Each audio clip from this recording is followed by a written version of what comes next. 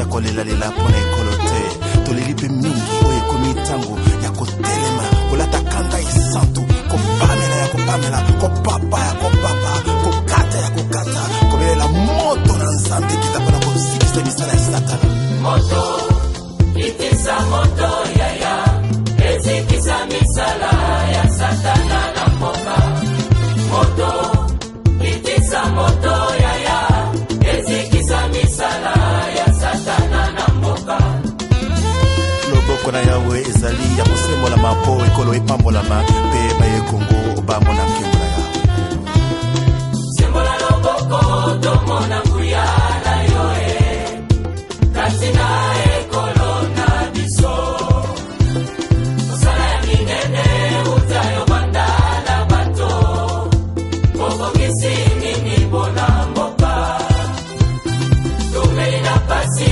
ya temps pour tout yaka tobandela elongo na yoe yaka mokonzi yaka tobandela kotonga ekolo elongo na yo tala etuluku ya basomi ya kongo batelemi mpona koyamba lipamboli kote epai na yo simbola loboko na ekolo tolingi tomona embo na yo simbola loboko na ekolo tolingi tomona embo simbola loboko tomona nguya tobebisa misala ya satana na mboka makila maisu mapetola ekolo mabebisa misala ya satana na mboka sembola loboko tomona nguya tobebisa misala ya satana na mboka makila maesu mapetola ekolo mabebisa misala ya satana na mboka moto kitisa moto yaya ezikisa misala ya satana na mboka moto kitisa moto yaya ezikisa misala ya satana na mboka sembola loboko tomona elo tolingi tomona elonga na yo na kombo na yesu toyembi elonga elonga elonga elonga elonga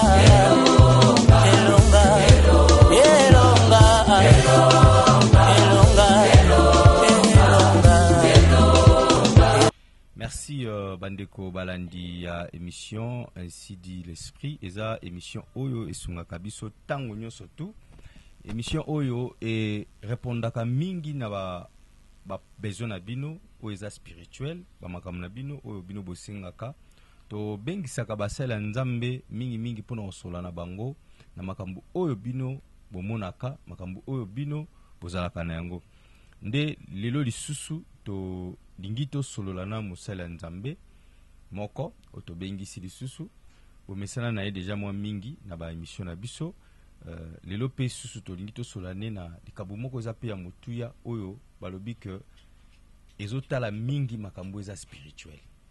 On a dit clairement que le respect des esprits. Papa, vous osez s'attendre nini na respect des esprits.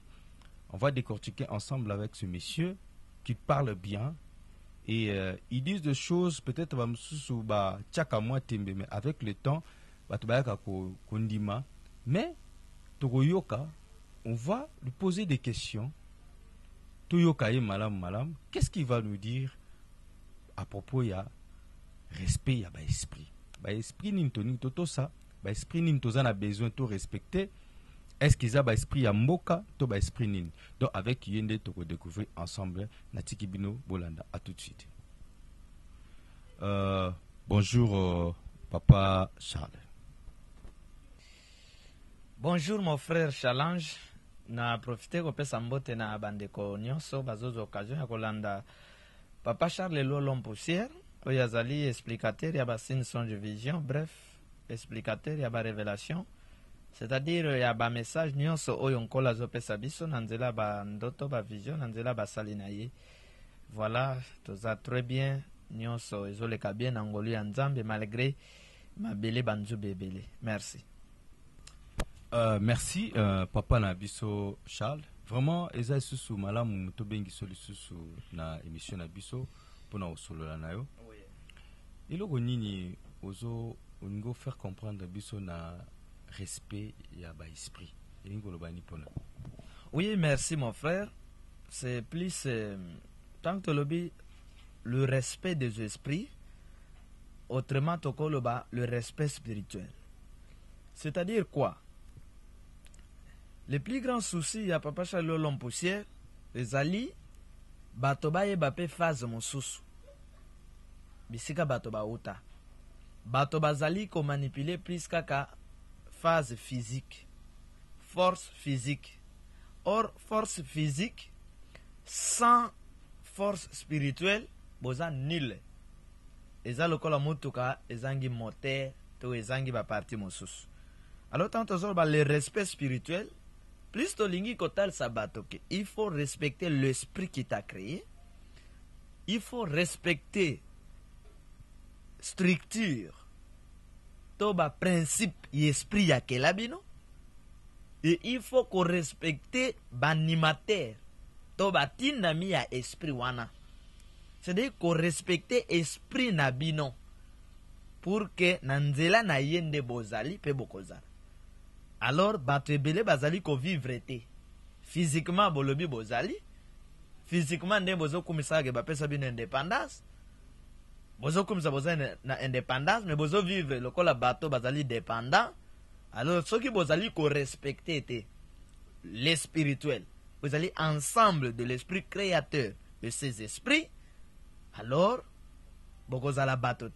Et voilà pourquoi vous allez évoquer sur le respect spirituel ou le respect des esprits. En plus, mon frère, rapidement, tant que le respect spirituel ou le respect des esprits, ezako lobate ke tozotinda bato parce que mosusu akovanda wana azotuname. Donc le respect des esprits wana to respecter l'esprit ya satana na ya badémon. Non, biso toza na ngambo ya esprit vrai, l'esprit de la vérité. Mais autant ça ni Papa Charles qui esprit oza mabe to oza malam.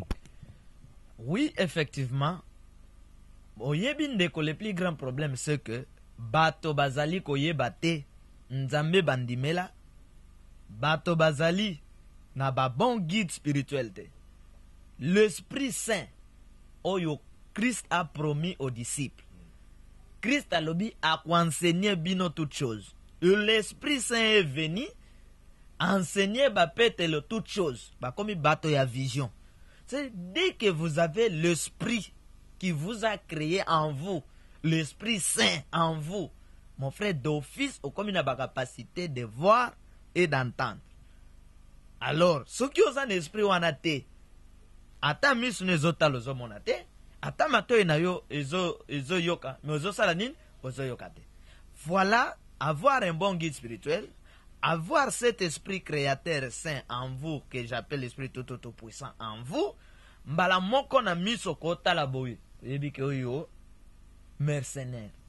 Mais Pasteur Charles, est-ce que vous avez que esali mbula ebele mboka na biso evandi mingi toza pe pays mo wabingi laïque toza laisser le pays na plutôt na koloba toza parmi ba pays oyo baza pays moko batika indépendance nde tokoloba batika ba religion nyonso surtout et ça là est fonctionner normalement. Oui. Mais comment yoko koloba que il y a un problème de respect spirituel, donc le respect de l'esprit et tout consort. Est-ce que ça ozolo bango na volume na ndenge mususu bien ozo comprendre yango par rapport ya yo ou bien par rapport ya réalité ozolo. Merci d'abord na Psaume 150 parce que ma commis za kitoko pe Psaume 150 ma commis elobi que tout ce qui respire loue l'Éternel. En d'autres termes, que tout ce qui respire respecte, s'humilie devant le Créateur. C'est ça. Christ vient, il dit Dieu est esprit. Que ceux qui l'adorent en esprit et en vérité. Oui, mon frère. Kotika mboka etambola na ba religion nyons, tona ba confession religieuse nyons ezanango mabete. Mais les noyaux de la nation, les trônes de la nation, il faut azala un esprit zo kambaye. Oui, la liberté de laisser c'est bien, mais les noyaux, les trônes qui conduisent la nation, il faut azala un esprit créateur ya mboka wana zo kambayango.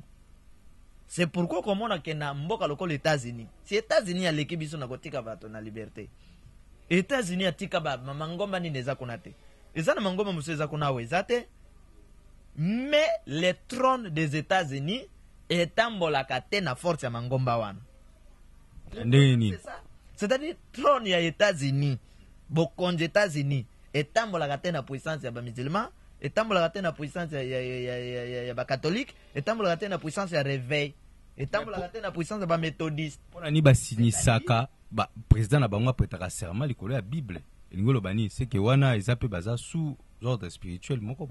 Mais oui, il y a un ordre spirituel où il y a tambouisaka Amérique. Alors, mettre la main sur la Bible. La Bible, aux hommes, on va bien un livre sacré. Ça signifie quoi? C'est-à-dire que esprit divin, oyo asolola na besprit na ya tinda na nzoto.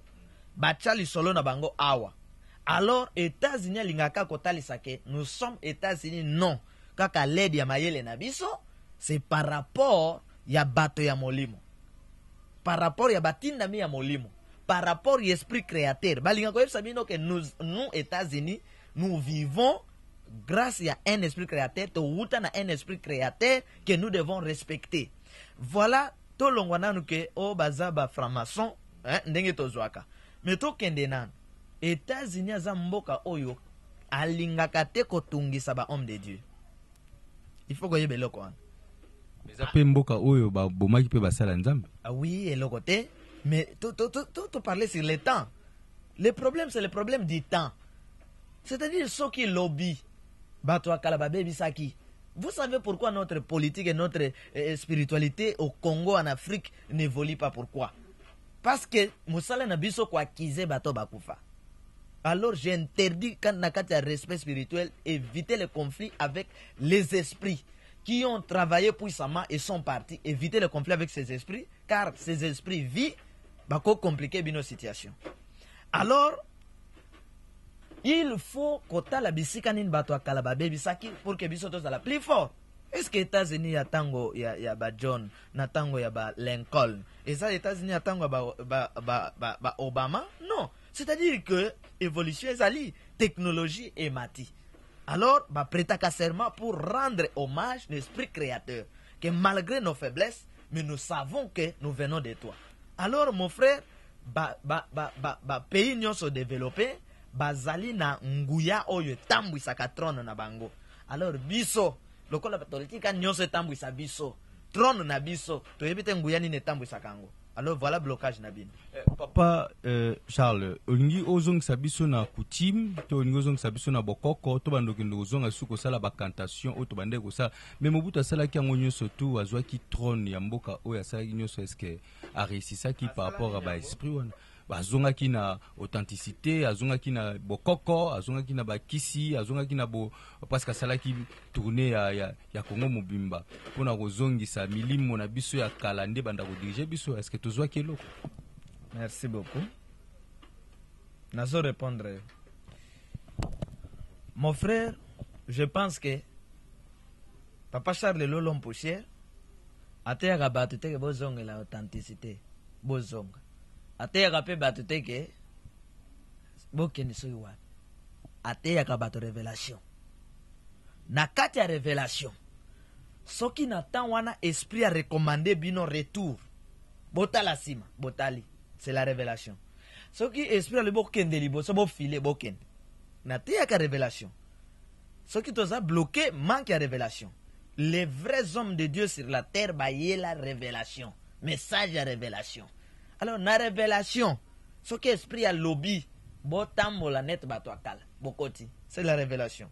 Te botambo la lokola bato na te bokotawa, c'est la révélation. Mais tant mo bout, le but en authenticité. Et c'est influence, conseil ou bien révélation. C'est ça le problème. Atali seki batu valeur ya papa Simo Kimbanguste a réformer yango, apesi yango valeur, apesi Kimbanguste ba moyen, pe valongo, bima, ba église wana nyo se tonda ki na batu nyo surtout bazonga ba bimba catholique, ba bimba missioni, ba boyi ba église ya ba mindele, bazonga na ba église ya bokoko, ba église ba révélateur nango. Après, après moi c'est le déluge. après à lobby après moi c'est le déluge, c'est ce que nous vivons. Biso to lobaka ke boya mondele. Biso pe to lobaka ke linga mondele. La révélation. Cette révélation n'angonga wana soka lobi kangama na motoyo. Révélation moni, qu'est-ce que vous allez bénéficier? C'est pas boyi motoyo a yebi ba conséquence. Alors voilà, nous plus c'est la révélation. Yango na moment oyo à l'aide de la révélation, tozolobake nous devons respecter l'esprit créateur. Bazo respecter l'esprit créateur te. Bato baye kolinga mabele, baye kolinga bozui. Mais celui qui a donné bozui wana balingi yete. C'est pourquoi nous disons que il n'y a rien de physique sans esprit. C'est-à-dire c'est l'esprit qui a donné naissance dans tout ce qui est physique. Alors les gens ont oublié les spirituels, les gens ont oublié les créateurs, les gens tuent, assassinent, arrêtent les envoyés du créateur au bayaka orienté bateau et les gens s'attachent na bozui au créateur a tché, alors moyen bo décoller et zaté. Et ça le kola misi alingi malité alingi na ye poto poto akoyiba na ko vivre te. C'est pourquoi nous devons respecter le créateur, nous devons respecter les envoyés du créateur et nous devons respecter la créature et la créateur. Voilà l'itinabiso yango wana marcher selon la révélation. Est-ce que ba esprit ngo batindi yo po ya ko défendre bango ou bien ozosala ba esprit to esprit? C'est l'esprit qui envoie. Mais esprit atinda ka mutu wana zalaka accompagner na esprit oyo bazotambola na ye. Formule wana eza na Apocalypse chapitre 4. Na ko expliquer bino na Apocalypse chapitre 4, ba expliquer yango bien. Na ko expliquer bino ba cité spirituelle, ba chambre spirituelle, pe na ko expliquer bino na émission musus fonction ya ba 4 êtres vivants na ya ba 24 vieillards. Elinga koloba nini? Parce que zana bato bazali loba sambelaka lola. Lola ngo ayebi yango te. Ayebi côté ezate. Ayebi na côté outati. Alors chaque espace terrestre ezalaka marié na espace spirituel. Ezalo kola yoso telemi. Okomona elilingi na yo, ce que nous appelons silhouette na yo. Bokanga mesika moko. Mais mouvement nyonso salaka yango pe e salaka. Donc ça signifie que tozali lié na espace spirituel na biso. Dès que nous suivons la terre, nous suivons aussi espace spirituel. Dès que nous suivons la terre, nous suivons aussi celui qui a créé Mabele Nabiso. Est-ce que na mulimo moko ezara dessus ya mboka oyo pe ezotambusa mboka aussi sur le plan spirituel? Est-ce qu'il y a un esprit to ezana ba esprit parce que na to comprendre. Il y a un esprit créateur ya mboka Congo. Nzambe. Tango na ngai, Nzambe ko benga ye l'esprit tout puissant. Mais o bato banzamba mpungu pe balobaka ke yango wana yozolo bato eza o esprit nini oyo ngo. Appellation y espace ya temps, c'est ça le problème. C'est-à-dire bato ya tango ya Moïse ont appelé Nzambe na bango éternel. Jésus à son temps a appelé son Dieu Père. Moi je viens appeler celui qui m'envoie l'esprit tout puissant. Je suis le créateur. C'est-à-dire ba koko na biso ba benga ki ye Nzambe ya mpungu. Na tango na bango. Je viens aussi na kombo il y a l'esprit qui m'envoie. C'est lui le créateur de toutes choses. Donc il n'y a pas de guerre là-dessus. Alors bato faut ba respecter hôtel, ba respecter na esprit na trône na ye. Esprit na esprit atindi pour que votre Dieu azala louer mokil mobimba. Alors comment on a kende konangai bato baza prêt ya kobanga bato ya kobanga bamboka mosusu ya kobanga banganga ya bamboka mosusu mais ne sont pas prêts à respecter mokonzi ya mabele bango bazo vivre bazolia et les envoyer oyo azotinda na mabele wana. Voilà ba problème oyo boza ko vivre bozo komza ke besoin d'indépendance mais besoin d'une indépendance. Pour en avoir, il faut qu'on s'attache na esprit créateur na basali na ye ba expliquer bino les révélations du temps pour que besoin d'indépendance. Voilà biso mo mukemi su papa na biso gâchette au pe mo mi benga que l'homme poussière. Voilà. Papa, est-ce que on ngotal sa biso que bato ya ba o basambela ka l'église de Noir bazana nzambe mususu ba basambela ka Jésus bazana nzambe mususu ba basambela ka Mahomet bazana nzambe mususu yo lingo tel sepso zana nzambe moko oyo tout puissant oyo lobi na nzambe mususu azaza na esprit oyo tambusaka Congo to lingo loba nini moi éclairage muke po bana nzambe basosola biso toloba il y a un seul Dieu à plusieurs manifestations wana langage ya nation ainsi dit l'esprit il y a un seul Dieu à plusieurs manifestations. Ce que beaucoup de gens n'ont pas compris. Bato baye balobi biso ya bango nzambe kimbangu, bamiso balobi ya bango Branham, bamiso balobi ya bango Gandhi, bamiso balobi ya bango motuna moto ya bango Mahomet, bamiso balobi motuna moto ya bango. Biso tolobi ya un seul Dieu à plusieurs manifestations. Au kotala na Ésaïe 19 verset 1. Balobi, je vis le Seigneur monter dans un nier et il descend en Égypte. Prophétie wana Ésaïe mutazopes. Comment Ésaïe azali mnamboka bayuda, mais amoni Seigneur azali namboka na bango en Égypte. C'est-à-dire un seul Dieu qui se manifeste na balolenge ebele. Ce qui a décidé que nazo kangola Congo, azui basali na Congo akangoli. Ce qui a décidé que nazo kangola Chine, azui basali na Chine akangoli.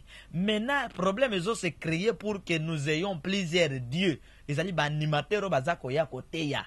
Bazote ya mateya ya conflit. C'est-à-dire bazo swani sa Christ na Mahomet, bazo swani sa Christ na Kimbangu, bazo swani sa Christ na Intel. Or, un seul Dieu a plusieurs manifestations.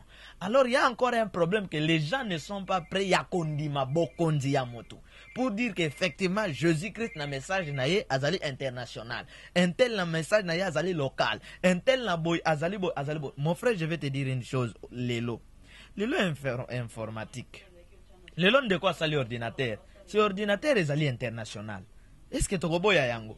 Mais lelo ezapene eloko ta mosusu congolais akoki kosala we soki kawa eke nango de gauche à droite te. C'est ça na congolais moko na moni asala kiawa. Nito ezala motuka o to télécommande. Do ofini boye e fongoli porte, ofini boye e sali boye. Et soki la kibiso awa parce que politique na biso ezali faible, parce que spirituel na biso ezali faible. Mais les lots na bamboka ezali développé. Pourquoi biloko na bango izo comme international? C'est parce que dès que bazo sala eloko mbala moko ba publier et que mosika. Le message de Christ Jésus lelo ezali international. Pondi ma Christ na mosala sali ya makasi ya makasi. Ce que nous faisons aujourd'hui ezali international. Mais lobi muto akoya abimi soki na mboka ni. Oh, te biso aleki, ya bino aleki na monde spirituel ba prophète wana baswana gate. Parce que ba yebi bisika ba uta pe mission bazo ko accomplir. Mais ceux qui viennent esprit ya moke de babando ya guerre. Bolongola Jésus na mboko ya asala boy. Biso kimbango asala boy. Bolongola boy. Mais ces gens bango baswana gate, bango babunda gate. N'y a que des ignorants et des innocents de bazo ko créer bino ba conflit. Biso to ko créer bino conflit ya ba prophète mon côté. Voilà. Est-ce que chaque pays il n'y a que deux camps. Quand il y a vérité na mensonge. Voilà ce que nous pouvons dire. Quand il y a vérité dans un mensonge, alors il est temps pour que quand il y a vérité ou justice, pour que tout l'injustice ou ça conduire bisolelo. Est-ce qu'il y a chaque pays, il y a un esprit qui conduit ce pays? Effectivement. Quel genre d'esprit? C'est-à-dire quoi? Mboka na est-ce que vous avez mboka nous ezandenge mogote? Est-ce que vous avez ezana biloko ezana Congo na France ezate? Est-ce que vous avez ezana biloko ezana Congo na bamboka mosusu ezate? C'est-à-dire l'esprit créateur où il a créé mabele na mabele à se manifestant espace à chaque mabele na ndenge ya lingi. Mais ko dépendre na bino peuple ya mboka wana na banimateur ya mboka wana botombola pour dire que votre Dieu est fort. Il y a un seul Dieu. Mais ko dépendre na sale na bino nde ko bang sabat que ces gens ont un Dieu. Israël yoki nzambe azamo kilmobim. Yo kanti que Israël mboka neza plus riche que le Congo. Mais banimateur ya Israël va démontrer balongola ko banga va démontrer devant ba grand ya monde va remporter victoire aujourd'hui de génération en génération va zobeli la nzamba Israël. Alors nous sommes venus pour vous dire que le Dieu le tout puissant du monde, le créateur du monde, est nzambe ya Congo. Le vrai Dieu attend, c'est le Dieu de Papa Charles Lolompossière. Oye sengeli bato balanda, so balandi était boké en fait. Alors les gens sont là, nzambe Abraham, mais sont incapables de faire comme Abraham. Sont incapables de faire comme Daniel. Mais ok, belle nzamba Daniel, akoyoka yote. Parce que Daniel, nzambe ya Daniel lanzota zale mo yuda za nzambe anganya ba yuda. Donc les animateurs du temps, c'est pourquoi nous faisons tout ça pour pousser basala nzamba Congo bazala juste batamu na sanctification pour na honneur ya nzambe ya mboka Congo, ba homme politique batambola na sanctification pour na lokumu ya mboka ya nzambe ya mboka na biso. Donc voilà, il y a un seul Dieu, plusieurs manifestations mais ça dépend de na esprit oyo bazana mboka na comment bozo salela ye pour les rendre grands na quatre coins du monde. Mais pasteur Charlelo soki bakumisi nzambe na yo po komaka neti nzambe neti bamsupe basala ki parce balandaki nde nzambe na bango. Mutu oyo akoya sima na ngai. Ngai te na koyebisa bango Papa Charles est Dieu, mais Papa Charles est un esprit fort. Oyo auti na trône. C'est un esprit fort. Je ne suis pas n'importe qui. Beaucoup rendre compte parce que vous rendez compte lorsque to baza les soucis. Tant bango bakufa. Pour biso to kufa te biso to zong. Tant on a ko zong, de beaucoup rendre compte. Tant on a ko kene mission mboka mosus, de beaucoup rendre compte. To si to ya ko remplir ba mission na mboko bo comprendre te bo biso. To ya ko remplir mission ya suka. Oyo banzoi bazali présent comme ba ange défenseur. Bazali présent. C'est-à-dire que mon frère, oya koya sima. Le problème c'est quoi? Il faut qu'on reconnaisse que oui, cet esprit a sali mosala boy. Qu'on peut ça y honneur yesi kanaye et qu'on zongi ça le grand honneur à l'esprit créateur. Voilà ce que je veux dire. Oyebi que les lois batuni nani abimisa bana Israël en Égypte. Tolo baga nani? Tolo baga Moïse. Tolo baga Nzambe. Tolo baga Moïse. Ou Nzambe nanzela ya nani? Ya Moïse. C'est-à-dire les esprits qui viennent en mission sont les esprits du trône bautaka na trône ya Nzambe ba méritaka honneur, mais le plus grand honneur faut qu'un esprit créateur o ya tindi l'esprit wana mission. Et to ko expliquer bino comment l'esprit ba yaka mission na sena moi. To ko expliquer bango. Même nos DVD de quoi vous en avez besoin ba DVD na biso il faut qu'ils nous appellent to pesa comment les esprits ba yaka ko sa mission sur la terre. Ndeba ko découvrir biloko yo utaka wapi, centre ya ba révélation ezalaka wapi, po ba créer biloko bazo créer lelo, ba révélation utaka wapi, to ko expliquer bino à la longue. Parce que chapeau to comprendre moi mukie to moni lelo basala nzamba comme na dimension spirituelle mususu par rapport ya ba esprit na bino na ebité suki boko tel sabiso différence o ezali que par exemple bato auti na Inde oui azu esprit na Inde ayi nango azo conduit pe mboka o est-ce que ba esprit oyo yozo lo bawana to ebité zozo ba esprit kufa to esprit oyo et sidi kakape par rapport ya esprit mususu o uti di banda po ya ko konza mboka na oui na ndenge chaque mboka azali na calendrier mokila molimo esalela mboka wana po etambola il faut boye beloko wana mboka eko tambola te Kongo ko tambola te ndenge ende tambola baza na même réalité te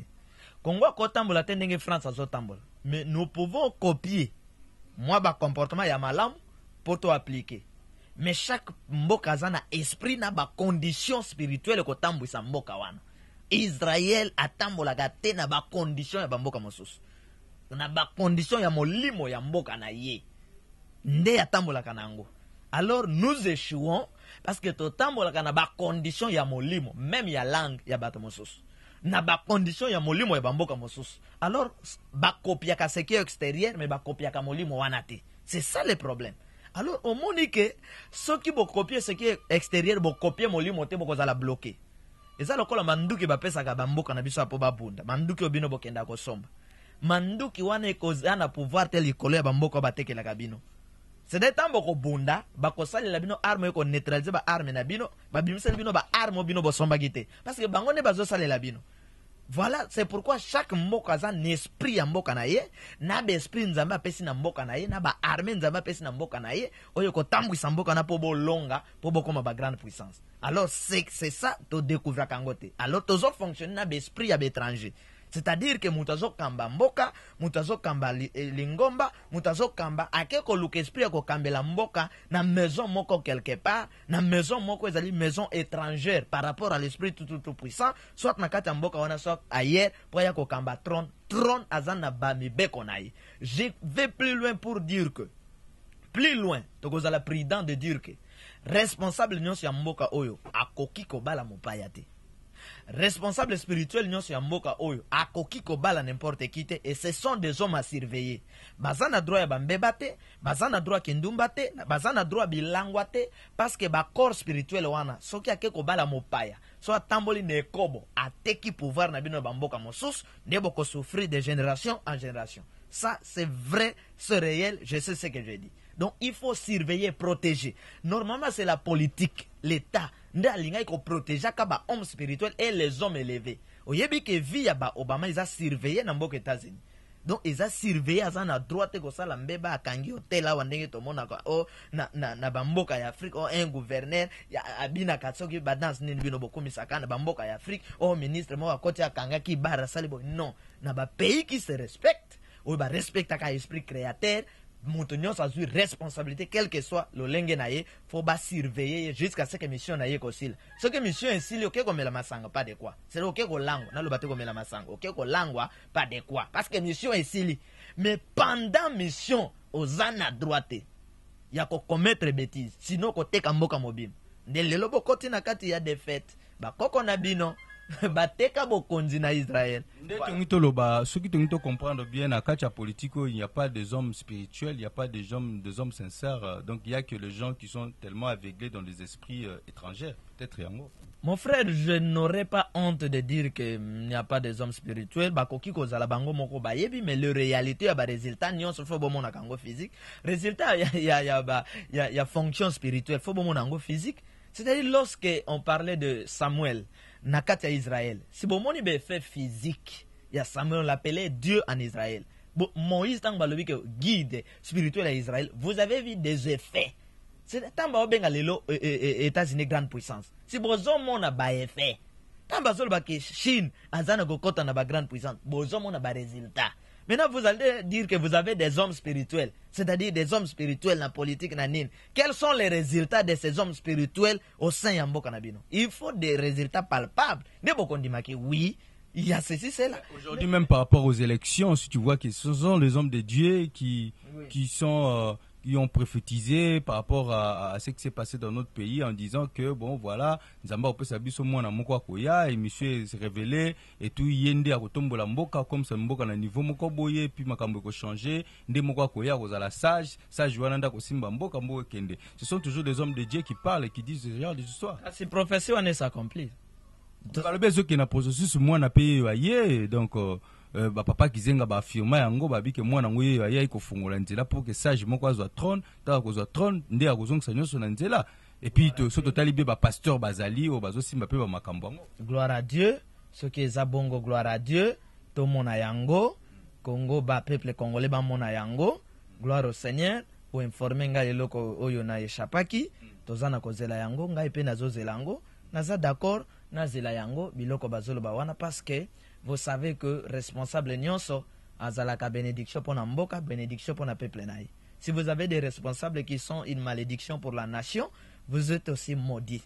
Voilà et lokora koyo koloba. Mais si les prophéties ezandenge uti koloba, toza bata molimo na moni yango na espace nanga ya molimo te ce que vous venez de dire, alors na ko contrôler yango, na mona pe yango to pesa yango. Et je vous dis que le résultat vrai il y a makambo ya molimo et mon anakan na misu et sengel bisoto monango na misu c'est que nous sommes en train de dire dans le respect spirituel hôtel vrai ya nzambe za suye na mboka oyo par les hommes politiques et par les hommes spirituels par les peuples aussi. Voilà. Par rapport à bato balobaki que mission ngozo s'accomplit mais bazo baké mwana ngoye yaye mais les gens qui l'entourent balingiete parce qu'il faudrait bien que bato ba encadrer ce sont des hommes de Dieu. Mais les hommes de Dieu ont été apesi bango maboko afungole bango maboko bango apesi mu Congo ba détourner contre ye basali makambo ya singa kité balobaki ke il faut musala nzamba zala na ba institution ba kotisi bango ba kotisi pe basala nzambe na baseni na maison civile chef de l'état ba kotisi pe basala nzambe mais résultat ezozala te par rapport ya mwana te mais par rapport ya basala nzambe c'est que les esprits qui l'entourent ce sont des esprits oyo bazo se conduire par rapport ya bango moko tondeni papa na kosenga yo comme étant journaliste lukelangai ba esprit wana qui entoure tout ça la émission ba expliquer biso ba expliquer yo pe peuple congolais na ko répondre na place na bangote ba esprit baza ko kamba trône ya Congo basala nzambe baza na trône parce que chaque trône izana basala nzambe ya tango wana. Debo kotuna bango pourquoi Congo ezali kokwea, pourquoi Congo nyonso faut abele la kamakasi ya Congo azela na force netre, Congo soki azana problème, so peuple azana problème manduke komonana, so Congo azana problème na mboka mosusu akozala faible, alors il faut botuna ba homme spirituel. Effectivement, les hommes spirituels ont une grande responsabilité ya ko répondre na mituna wana. Parce que les hommes spirituels ce sont eux qui donnent la force na ba guide. Oyebi soki mokambi ya mboka, azana guide spirituel moko fort, akoba États-Unis lesute. Parce que nous sommes s'accomplir. Et bon, on banga nini. Mais les Africains banga parce que les guides spirituels sont comme fanatiques. Azui mbongo makamako pesa ezali soste. Alors moi je pense que mon konjamala mko linga pete batozo kamba comme fanatique na yo. Linga ba yebsa ka vérité pour esalisa yo. Donc voilà respect, mais c'est pourquoi nazolo ba que trône il y a esprit tout puissant, ils ont souillé par les hommes de Dieu, souillé par les responsables, souillé, ils ont souillé. C'est pourquoi Congo eza pesuye. Papa lelo soki proposition eye lelo oyo osunga mboka na place moko bo pone sikani. Nazolinga mingi na sunga mboka na mosika. Pona ya kokoma te fanatique ya bato. Mais bato wana kaka na musika na mais institution moko esengi apport na kaka na musika wana oko pona place ni. Il faut étudier ba paramètres. Il faut réellement que les autorités politiques bazala ba juste to kokana pensée, to kokana esprit, ezala te piège, ezala te jeu. Ba bengi pour neutraliser, ba bengi pour ba peso ba dollar afin que ya kolobe zanga mboka ezinda lisusu. Biso to ye pour un Congo tout puissant, intérêt général. Oyo nzamba Congo azokumisa ma peuple congolais valeur na bango ezongi. Pacha to lingite. tala bango Que je me répands pour un Congo tout puissant. Alebito salamo salam, on va le faire, mais avec des conditions. Parce que tozana ba schéma et belé, il y a qu'à faire fonctionner mboka qui est spirituel. Alors il faut avec des hommes politiques obako se soumettre devant l'esprit créateur. Pour bango pe bazo lokumu sangwe tikala. Comme sango balenkol ne tikala na États-Unis, basalela ye motuk, taka fumba motuk, comme nango lenkol. Kafumba motuk atambolaka. Oui, to yebite esprit ya sala ke Congo mata, mais je pense qu'assistance ya Nzambe kozanga te parce que mokonza likolo na c'est Dieu.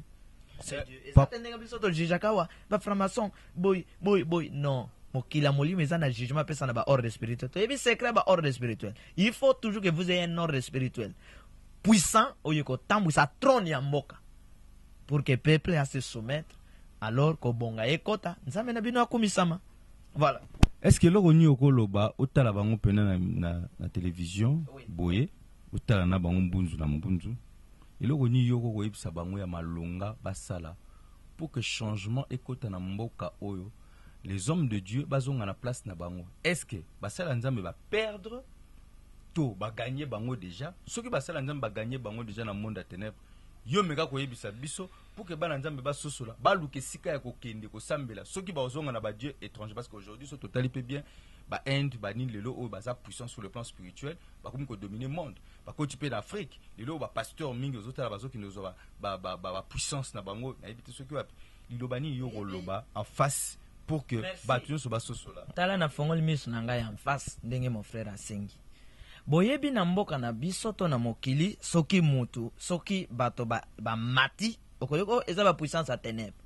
Mais Jésus qui vient il dit j'ai vaincu le monde. Jésus qui vient il dit maloba elobi celui qui est en nous est plus grand par rapport à celui qui est dans le monde. Ce États-Unis a mati oh ba puissance à ténèbres. Soki Chine a mati oh ba puissance à ténèbres. Soki bato ba mati ba puissance à ténèbres. Donc ça signifie que les puissances de Dieu ezali ya ba faible na ya ba pauvre. Point d'interrogation, réponse eza na mitema na bino. Mais ce que je dis c'est quoi? Nzambe bakela mboka Congo na bozu ya mboka Congo peuple congolais na bino bato bazo kamba mboka na basala Nzambe. Bozo babiloko bapaya o bozo ki détruire mboka bozongisa. Bo fongo la porte ya motema, boko kufa te boko zape maboma te. Bo fongo la porte ya mitema, boyamba ba guide ya Nzambe ya solo. Bo senga conseil, réconciliation ya lokutate ya solo et salema pour un Congo tout puissant. Tout puissant. Alors, mutu na mutu a respecté kaka ngonga na ye. Soki respect ya ngonga ye zali. Situation e vandi po mutu na mutu a se retrouver. Toko banga lisusu te po toke vanda na exil. Papa to fongola ka esiko. Opération moko esalema awa.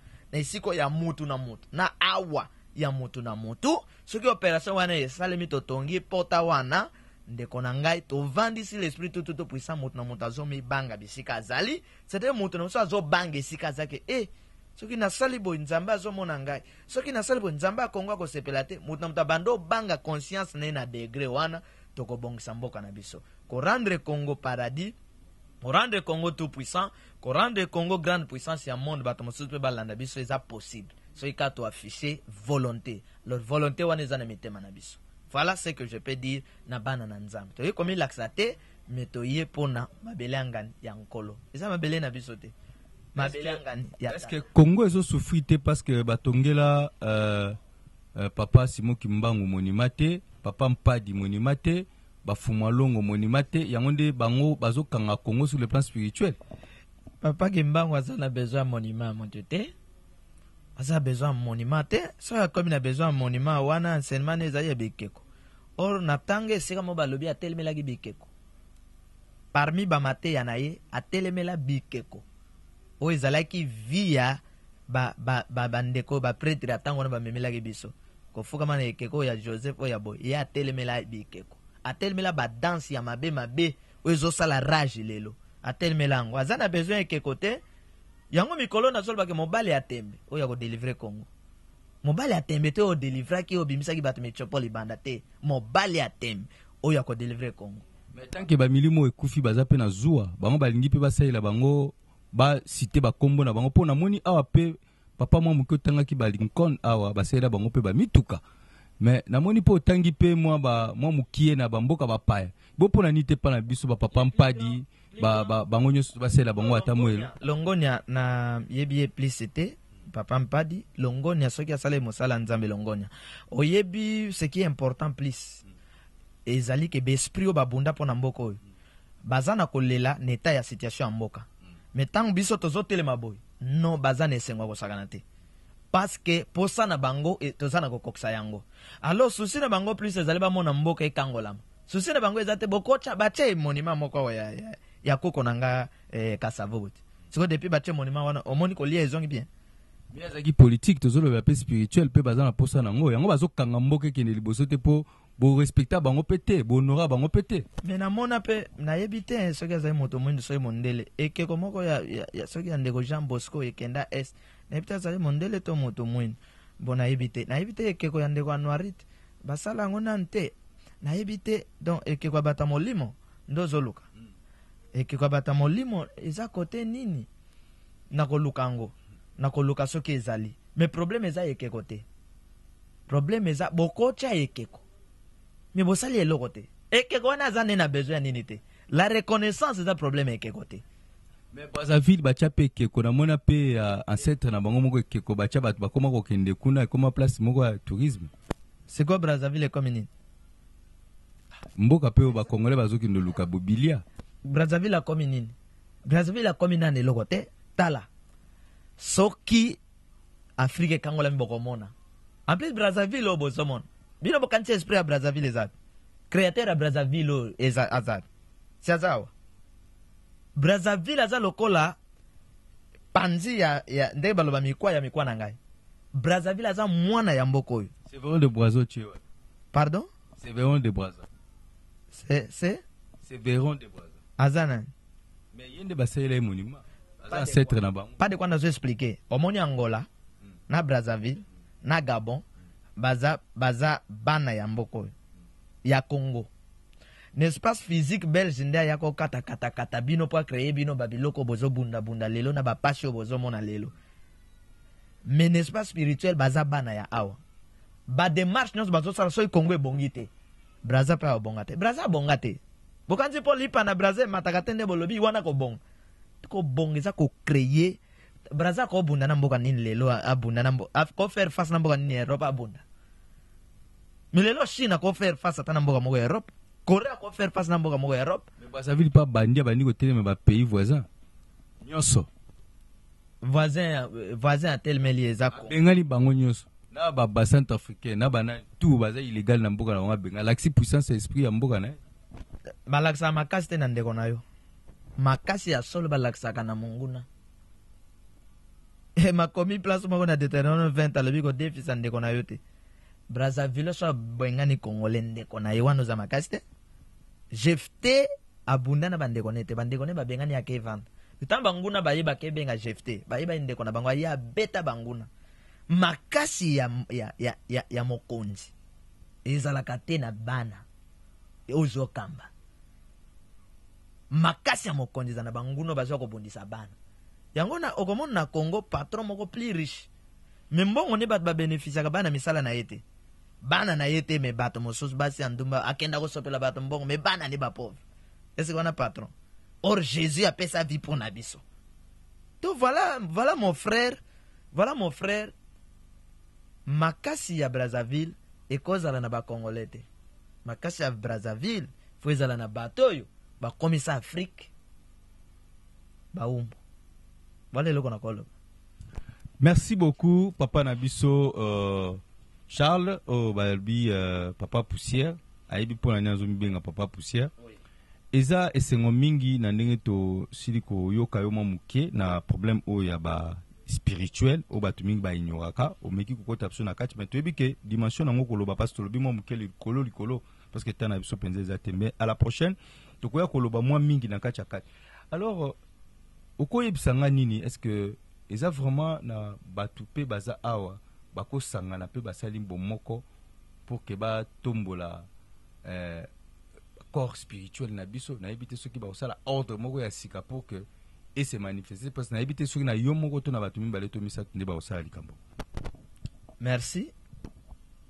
Bato bazali bako sangana ka bato yo zomona ya kala oyo bako koma bato asika omona kate mai ba yebsanga ke na Afrique du Sud bazwaka mai ya salite bo sokoli bakomisango au pire.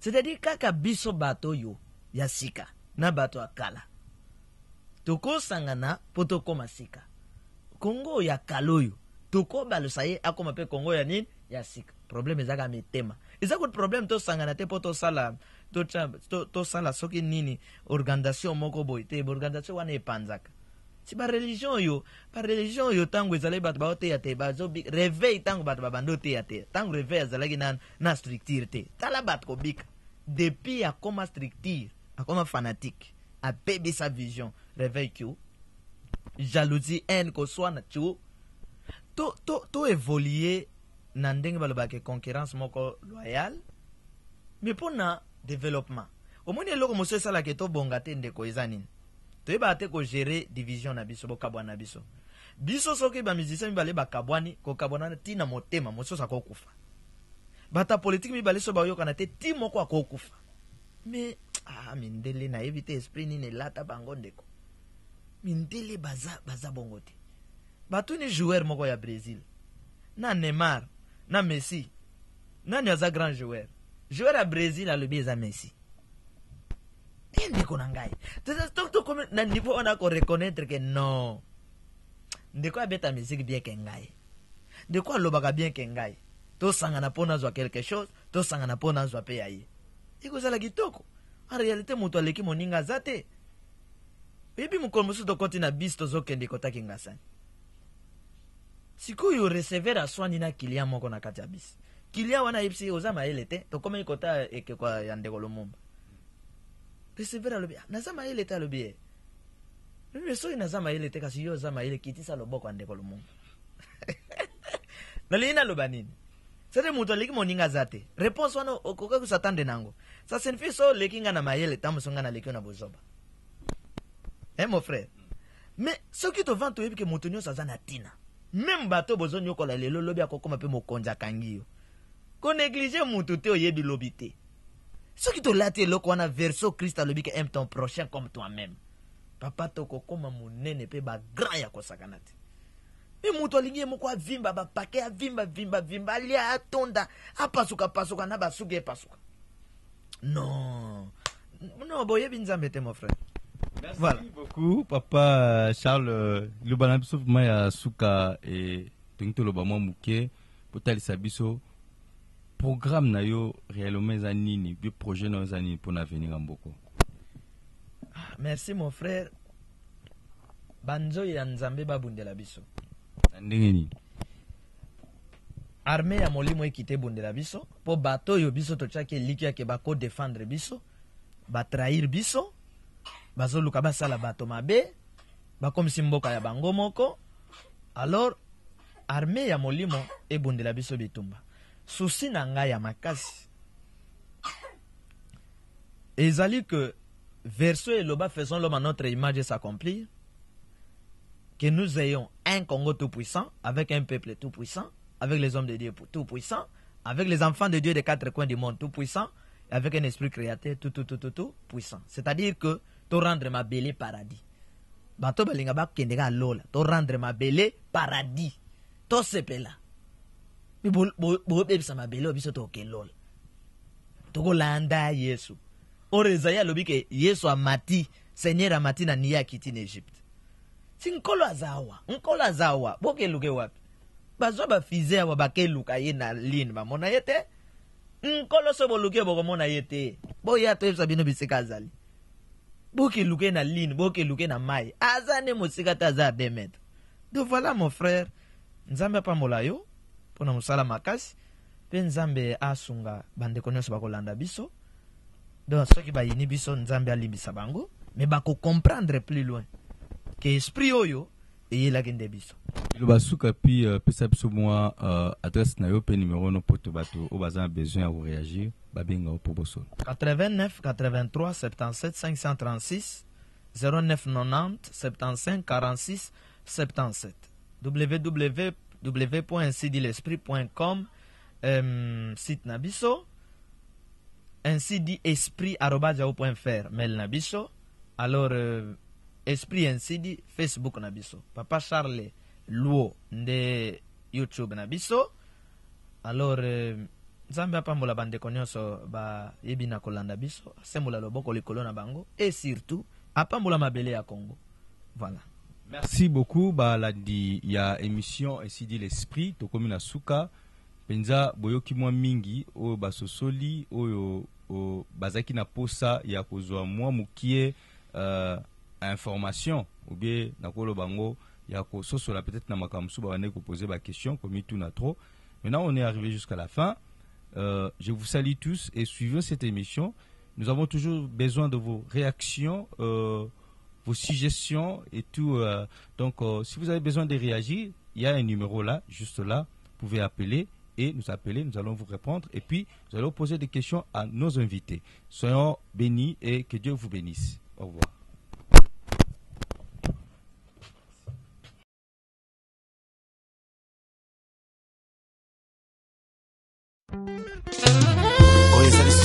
Kolela pona ekolo te toleli pe mingi oyo ekomi ntango ya kotelema kolata kanda isantu kopamela ya kopamela kopapa ya kopapa kokata ya kokata kobelela moto na nzambe kita mpona kosikisa misala ya satana moto itisa moto yaya ezikisa misala ya satana na mboka moto itisa moto yaya ezikisa misala ya satana na mboka loboko na yawe ezali ya kosembola mapo ekolo epambolama mpe baye Kongo bamona nkembo na yawe sembola loboko tomona nguya na yoe kasi na ekolo na biso osala ya minene utayo banda na bato okokisi nini mpona mboka topeli na pasi